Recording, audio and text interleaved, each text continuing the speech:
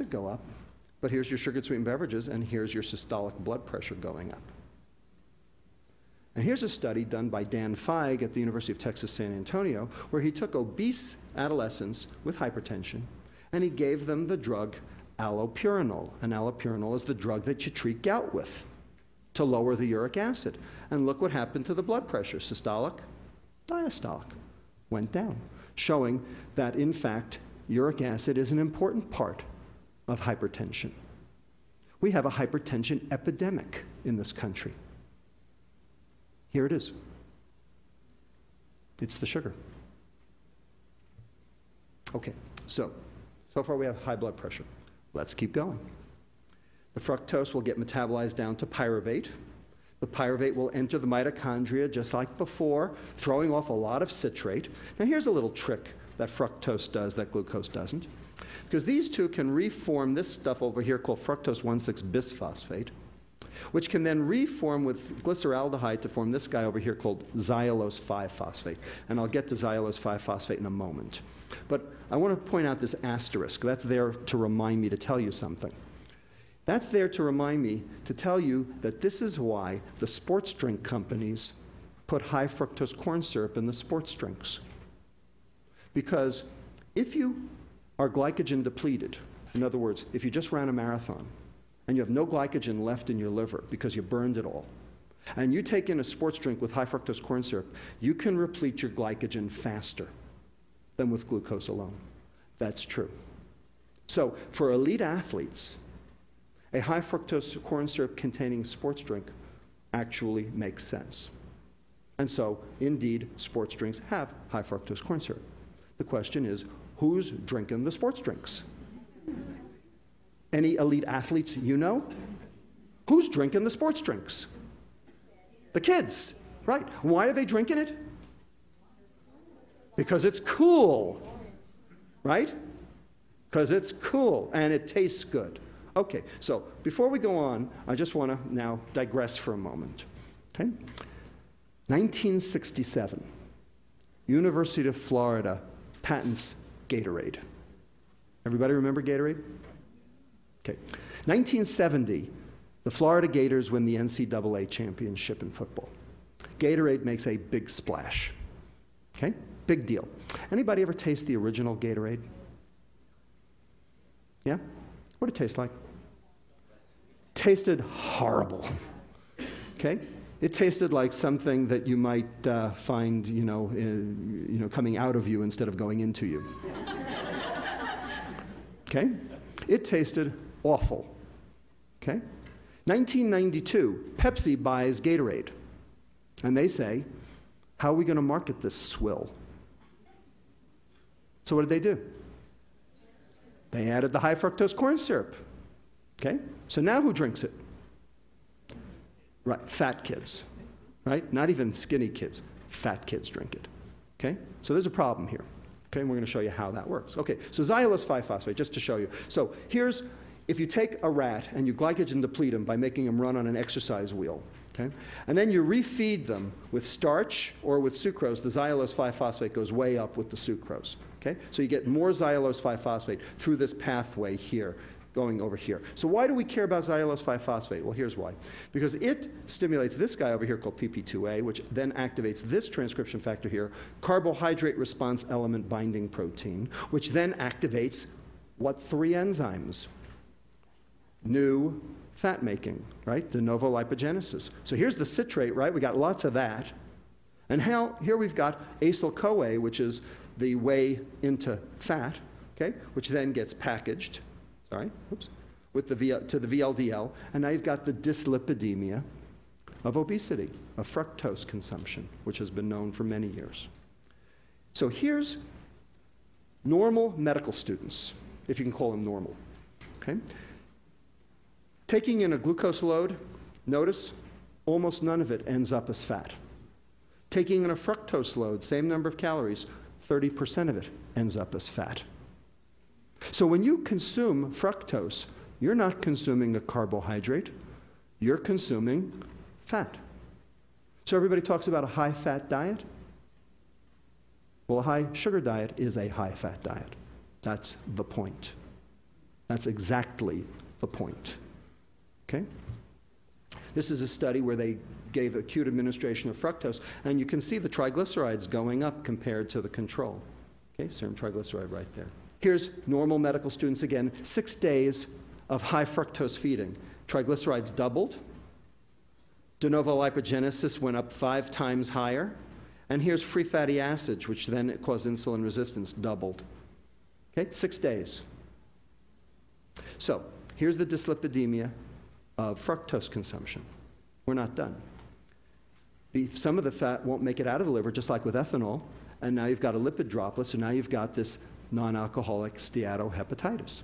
So this is work that we did in our clinic, okay, looking at sugar-sweetened beverage consumption against the liver enzyme marker ALT, alanine aminotransferase, which tells you about fatty liver. And sure enough, here's sugar-sweetened beverages against ALT, and you can see a nice linear relationship in Caucasians. African Americans, it's a different relationship, and that's a whole nother story all by itself. Okay? So there's the lipid droplet of non-alcoholic steatohepatitis. Some of it will come out as free fatty acids and populate the muscle. We'll also tell the insulin to go up higher. Remember that JUNK1? So here's what JUNK1 does. So the acyl-CoA and the fructose can all activate JUNK1. And what JUNK1 does is, remember when we used glucose, this IRS became tyrosine IRS1, and that was good? Remember that? Well, JUNK1, what it does is it serine phosphorylates IRS1. And serine IRS1 is inactive. So now the insulin can't even do its job in the liver. So now you have liver insulin resistance as well. That's going to make the pancreas work that much harder, generating higher insulin levels, which raise your blood pressure even further, cause further fat making, cause more energy to go into your fat cell. There's your obesity. Okay? And finally, our research has shown that the higher the insulin goes, the less well your brain can see its leptin. And so there you've got continued consumption because your brain thinks it's starving. And it's been shown in many different ways that fructose consumption changes the way your brain recognizes energy, all in a negative fashion, so that you basically think you're starving. Your brain gets the signal that you're starving, even though your fat cells are generating a signal that says, hey, I'm full like all get out. Okay? So this just shows you how it goes. So the high insulin generates the obesity because this is that, remember that the first law of thermodynamics, the biochemical force generating the energy storage as the primary phenomenon, remember? If you're going to store it and you expect to burn it, then you're going to have to eat it. So here's the store it. Normally, that would make leptin, and the leptin should feed back and turn everything off. But it doesn't because the insulin gets in the way, and the high-fat diet gets in the way. Also, the hyperinsulinemia stops the leptin from acting on that nucleus accumbens, and so you get an increased reward signal. So that continues your appetite, continues more fructose, more carbohydrate, generating more insulin resistance, and you can see you generate a vicious cycle of consumption and disease, and no stopping. So here we are. Hypertension, inflammation, hepatic insulin resistance, hyperinsulinemia, dyslipidemia, muscle insulin resistance, obesity, and continued consumption. Looks like metabolic syndrome to me. So here are the phenomena associated with chronic ethanol exposure. Hematologic disorders, electrolyte abnormalities, hypertension, cardiac dilatation, cardiomyopathy, dyslipidemia, pancreatitis, malnutrition, obesity, hepatic dysfunction, that's alcoholic steatohepatitis, fetal alcohol syndrome, and addiction. Here's fructose, 8 out of 12. Why? Because they do the same thing. Because they're metabolized the same way. Because they are the same. They come from the same place, right? How do you make ethanol? Naturally. Right. You ferment sugar. Hasn't changed because it has all the same properties, because it's basically taken care of by the liver in exactly the same way and for the same reason. Because sugar and ethanol are the same, every which way you turn. So here's our clinic intervention. This is what we do in our clinic. Okay? It's as simple as you can imagine. We write this on the back of a matchbook. Okay? I mean, it's just as simple as you can make it.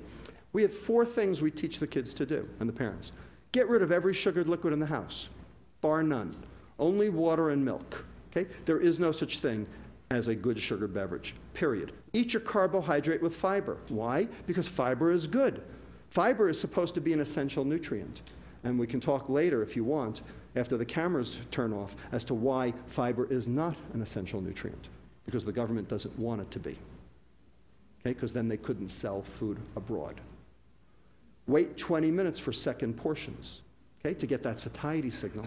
And finally, buy your screen time minute for minute with physical activity. That's the hardest one to do. Okay? So if you play for half an hour, you can watch TV for half an hour. You want to watch TV for an hour, play for an hour. That one's a hard one. But anyway, we follow our patients every 3 months. So here's my question. Does it work? What do you think? Yeah, it works. Okay? So this is BMI Z-score, time from initial visit. It works. But we were interested in what made it work and what made it didn't work, so we did a multivariate linear regression analysis, right? The thing that made it not work, sugared beverage consumption.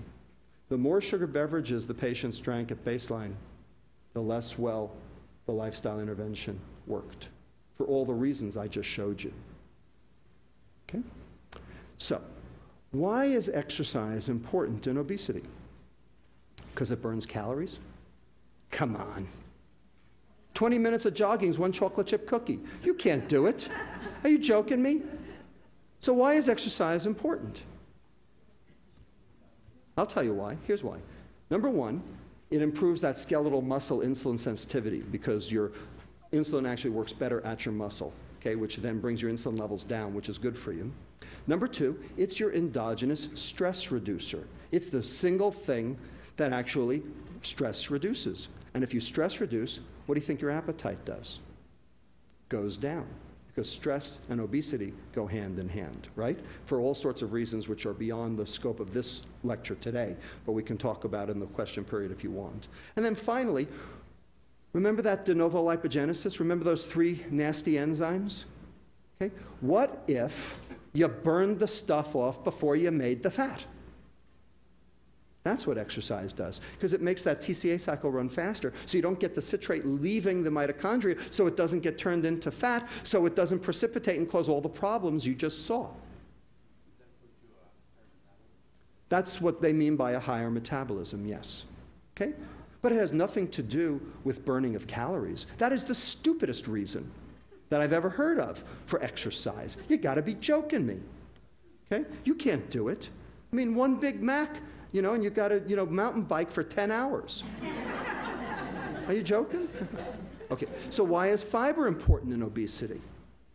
So this is my motto in clinic. When God made the poison, he packaged it with the antidote. Okay? Because fructose is a poison. I think I've hopefully shown you that. Okay? But wherever there's fructose in nature, there's way more fiber. Do you ever see a piece of sugar cane? It's a stick. Right? You can't even chew the damn thing, right? You got to suck the stuff out like that, right? I mean, how many calories do you think you're going to get out of a piece of sugar cane? Okay? They actually did studies on the sugar plantations back in the early 1900s. Okay? All of the workers were healthy and lived longer than the sugar executives who got the processed product. How about that? Wonder why. Okay? So, eat your carbohydrate with fiber. That's why we say that. That includes sugar. That's why fruit's okay. Because number one, it limits how much fructose you're going to take in. And number two, it gives you an essential nutrient, which you needed in the first place. And you get some micronutrients along with it so that you actually can, your liver works healthier. So here's what fiber does. Number one, it reduces the rate of intestinal carbohydrate absorption. Okay? Now, sometimes that's bad. I'll tell you when that's bad. Okay? You know when that's bad? That's bad when you're at a formal function. Because what happens if you reduce the rate of carbohydrate absorption in your gut? The bacteria get to it. Okay? So as far as I'm concerned, in life you've got 2 choices. It's either fat or fart. It increases the speed of transit of the intestinal contents to the ileum, okay? And that raises this hormone over here called PYY, which goes to your brain and tells you the meal's over. That's your satiety signal. So when you add fiber to your diet, you actually get your satiety signal sooner.